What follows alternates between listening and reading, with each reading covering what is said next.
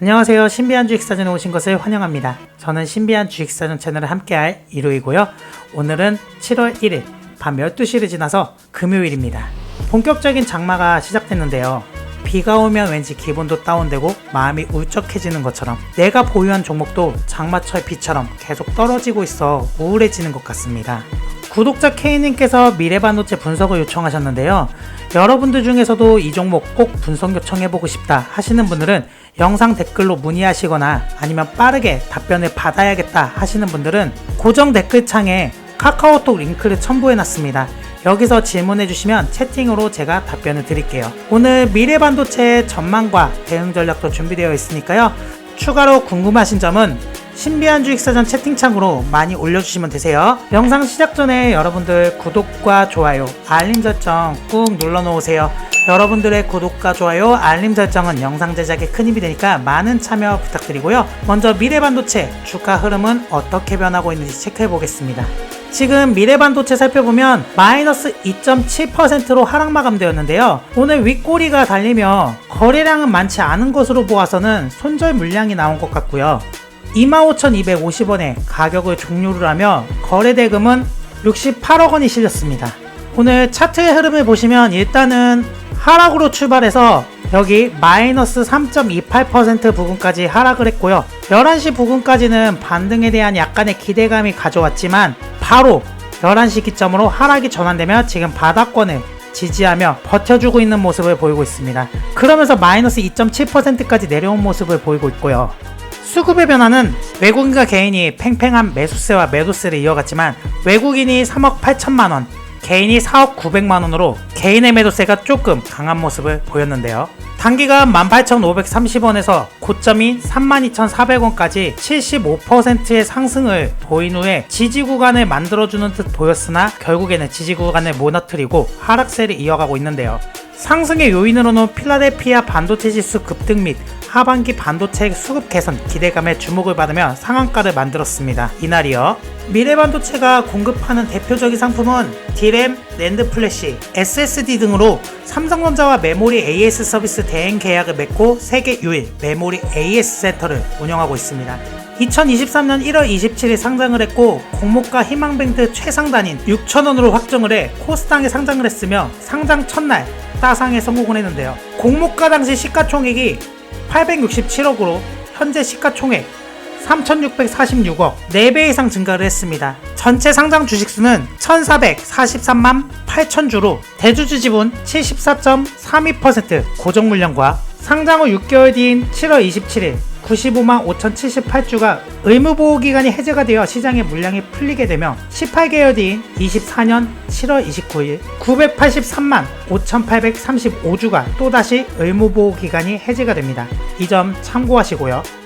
전망으로는 글로벌 반도체 시장의 제품 수명 주기는 제품마다 조금 다르긴 하지만 새로운 제품의 개발 및 생산을 위해서는 대규모 투자가 필요한 장치 산업입니다. 코로나19로 인해 재택근무, 온라인 쇼핑 등의 비대면 산업이 성장 촉진이 되며 이에 따른 AI 구현이 변화하면서 자율주행, 스마트시티 등의 신수요가 창출되면서 반도체 수요는 중장기적인 성장을 할 것으로 예상이 되며 D램과 낸드 플래시, SSD의 생산 기술을 보유하고 있는 미래반도체 매출도 증가할 것으로 내려다보고 있습니다.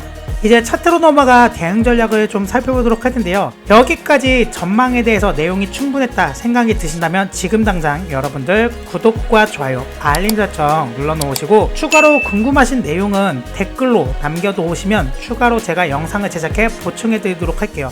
그런데 제가 영상을 촬영하고 혼자 편집을 하다 보니까 시간이 조금 오래 걸려서 대응 시점과 안 맞을 수 있습니다. 나는 빠르게 답변을 받고 싶다 하시는 분들은 여기에 신비한 주식사전과 소통할 수 있는 소통방 링크가 첨부되어 있거든요. 거기에서 이야기해 주시면 제가 소통방으로 통해서 빠르게 글로 답변 드리도록 할게요. 그러니 여러분들 구독과 좋아요, 알림 설정 꾹 눌러 놓으시고요. 신규 상장주는 세력이 매집 기간이 없기 때문에 조막손 세력이 이렇게 단기간에 단타를 찌고 빠진 다음 마이너 세력이 진입을 해요. 그래서 미래반도체는 세력이 좀 타깃하기 좋은 종목이에요. 왜냐면 아까 보여드리는 것처럼 대주주 지분이 굉장히 강하거든요. 말 그대로 대주주 지분이 강하다라는 것은 작전 세력의 먹잇감이 될 수 있고, 그만큼 세력 입장에서도 역시 작은 금액을 써서 크게 주가를 상승시킬 수 있다라는 거예요. 대표적으로 우리 임창정 관련된 작전주들이 여러 개 있었잖아요. 삼천리, 다우데이터, 서울가스, 대성홀딩스, 세방 등 이런 종목들 역시도 대주주 지분이 굉장히 강한데 한번 보여드릴게요. 자, 이 종목 삼천리입니다. 보시면은 대주주 지분하고 그 외 지분 포함해서 고정 물량이 거의 60% 가까운 물량이 차 있고요. 자, 다우데이터 고정 물량 거의 70% 가까운 고정 물량이 형성되어 있습니다. 자, 서울가스 지주사 지분하고 대주주 지분 포함해서 74% 고정 물량이고요. 자, 대성홀딩스 고정 물량 76% 가까이 됩니다. 마지막으로 세방, 자 보이시죠? 고정 물량 거의 60% 가까운 물량이라고 볼 수 있어요. 이렇게 고정 물량이 많다라는 거는 아까도 말씀드렸죠? 작은 금액을 써서 크게 가격을 들어 올릴 수 있다라는 의미를 가지고 있기 때문에 항상 여러분들이 보실 때에는 대주주 지분을 체크를 하셔야 되고요. 그리고 유통 물량이 얼만큼 되는지를 확인을 해 보셔야 돼요. 아까 말씀드렸던 것처럼 상장 당시에 공모가 기준으로 이 미래반도체 같은 경우에는 시가총액이 얼마였다고 말씀드렸죠? 867억입니다. 그럼 867억에서 대주주 지분이 74.32%예요. 그럼 유통되고 있는 물량이 25.68%거든요.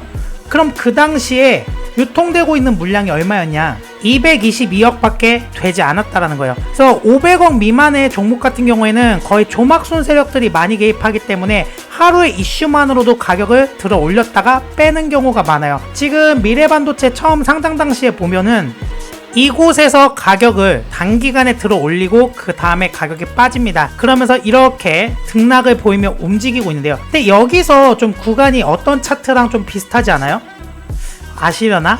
제가 보여드릴게요. 현대바이오의 이 차트랑 비슷해요. 현대바이오도 여기 고점에서 떨어진 다음에 이 바닥권에서 1차 매물 구간 소화해주고 그 다음 밑으로 떨어뜨린 다음에 바닥권에서 움직이고 다시 정고점까지 밀어붙이는 방식으로 매직 기간이 별로 길지 않았거든요. 오른 거래량에 비해 바닥권에서 떨어질 때는 현저하게 거래량이 감소하고 게다가 움직일 때 역시도 이쪽 거래량에 비해 현저하게 작잖아요. 지금 미래반도체 같은 경우에도 정고점을 돌파 못하고 이 위에 구간에 뭐가 있냐면 악성 대기 매물, 이 매물들로 인해서 가격을 들어 올리지 못한 거예요. 그래서 바닥권에서 주로 여기서 가격을 들어 올릴 때는 어떤 캔들이 나타나냐면 윗꼬리가 달린 캔들들이 나타납니다. 이걸 영망치형 캔들이라고 하죠. 이 캔들이나 아니면은 파란색으로 해서 윗꼬리가 길게 달린 유성형 캔들, 이 둘 중 하나가 나와요. 이렇게 가격이 하락하고 있을 때는 이게 뭐냐면 테스트 물량입니다. 테스트.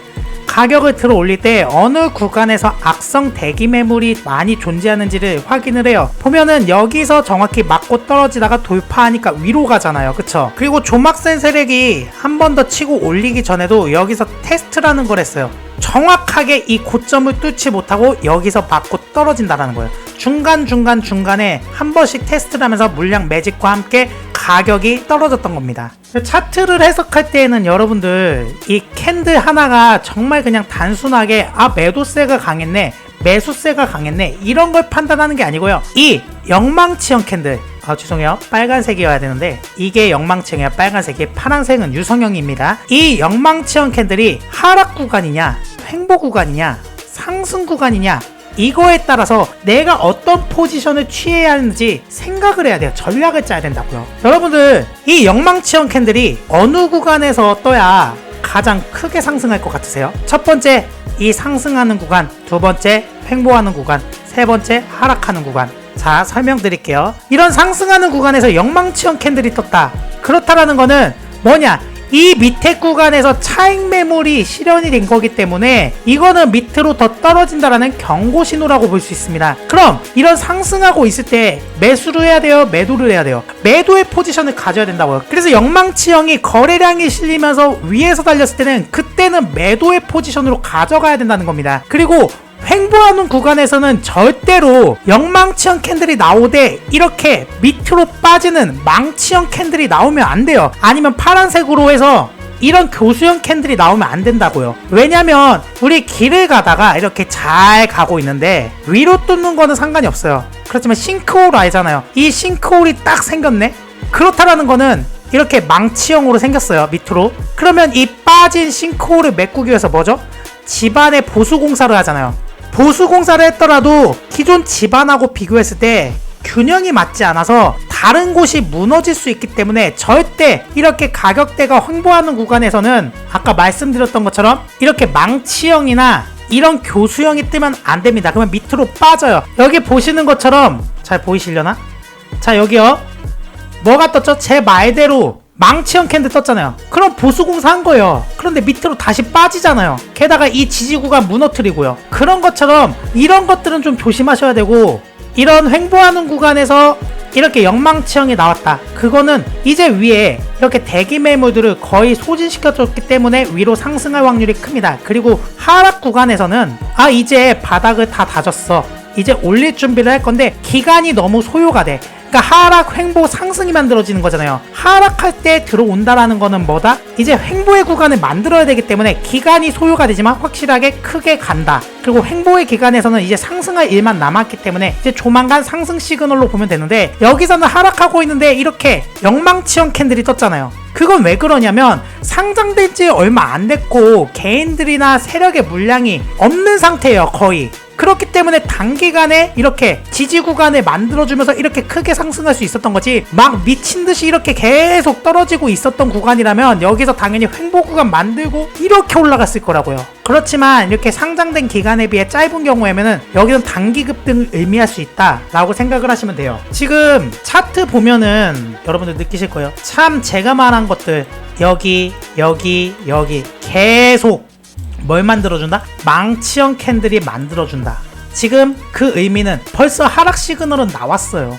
하락 시그널이 나온 상태에서 이걸 여기 바닥 지지 잘 만들어주네, 위로 더 가겠다라고 생각을 하는 것 자체가 여러분들이 잘못된 판단을 하셨다는 겁니다. 그래서 영망치형 캔들, 이렇게 테스트봉이 나오는 구간은 횡보하는 구간, 하락하는 구간에서 잡아야 되고요. 여기 특히 횡보하는 구간에서는 가장 신뢰성이 높은 구간이고, 하락하는 구간에서는 이 횡보의 기간보다 신뢰성이 살짝 떨어지지만 그래도 기간을 가지고 본다면 크게 상승을 한다. 그러니까 기회 비용 대비로 봤을 때는 횡보에서 먹고 크게 단기간에 빠지는 게 좋고요.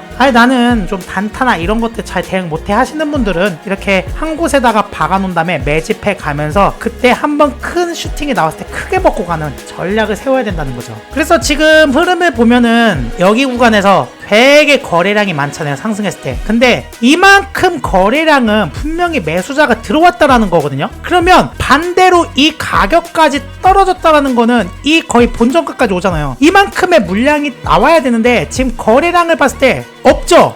잠시 세력이 쉬어가는 타이밍에서 개인들이 차익 실현을 하고 나간 거예요. 그리고 이 바닥권에서 다시 올라가면서 거래량이 증가하고 여기 구간에서 횡보 구간을 만들어주는데, 세력들은 계속 매집만 하다 끝나는 게 아니고 매수와 매도를 반복하면서 주식수를 늘리고 보유량을 증가시킨단 말이에요. 어떤 식으로 하느냐, 예를 들어서 여러분들이 1,000원이라는 금액대에 5주를 가지고 있었어요. 그런데 800원대에서 차익 실현을 해. 몇 주를?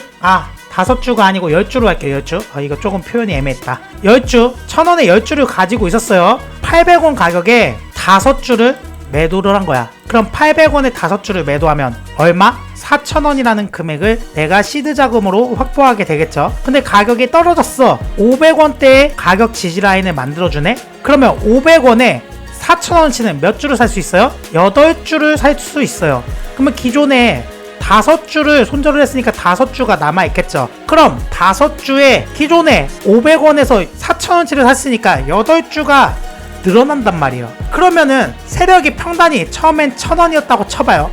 그럼 평단은 낮아지겠죠. 당연히 이 절반 사이로 낮아지고 주식수는 늘어난단 말이에요. 이런 식의 매매 전략을 사용하면서 주식수를 계속 늘렸다가 뺐다 늘렸다 뺐다 그러는 거예요. 지금 여기도 하락하고 있을 때 거래량이 현저하게 작잖아요. 이렇게 작다라는 거는 아직 물량을 다 처분하지 않은 상태에서, 그리고 지금 뭐가 높아졌죠?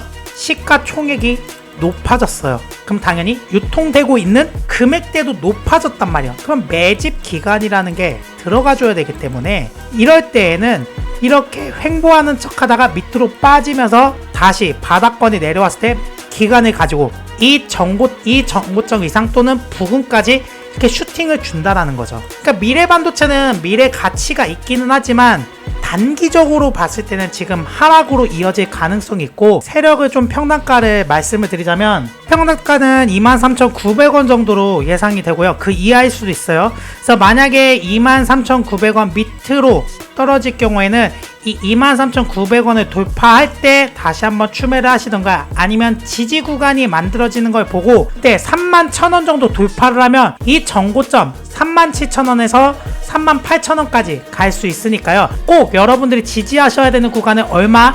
23,900원 밑으로 떨어졌을 때 그때는 돌파하는 시점에서 추가 매수를 하시고요. 밑으로 떨어지지 않는다 그러면 이렇게 지지 구간을 보다가 여기서 추매를 하세요. 근데 제가 아까 말씀드렸죠, 지지를 봤는데 여기서 망치형 캔들이나 아니면은 이렇게 파란색으로 된 교수형 캔들이 나온다, 그때는 매집하면 안 돼요. 무조건 이 지지 구간에서 테스트 봉인 이렇게 길게 달린 영망치형 캔들이나 파란색으로 길게 달린 유성형 캔들이 나왔을 때 상승 시그널로 봐야 됩니다. 그때 매집을 하시고요. 목표가는 짧게는 31,000원, 31,000원 돌파하면은 신고가 또는 37,000원에서 38,000원 부분까지 더 갈 수 있습니다. 이 점 꼭 기억해 두세요. 아셨죠? 자, 여기까지 영상이 조금 유익했다면 여러분들 구독과 좋아요, 알림 설정 지금 당장 꾹 눌러 놓으시고요. 저는 신비한 주식사전 이루이였습니다. 감사합니다.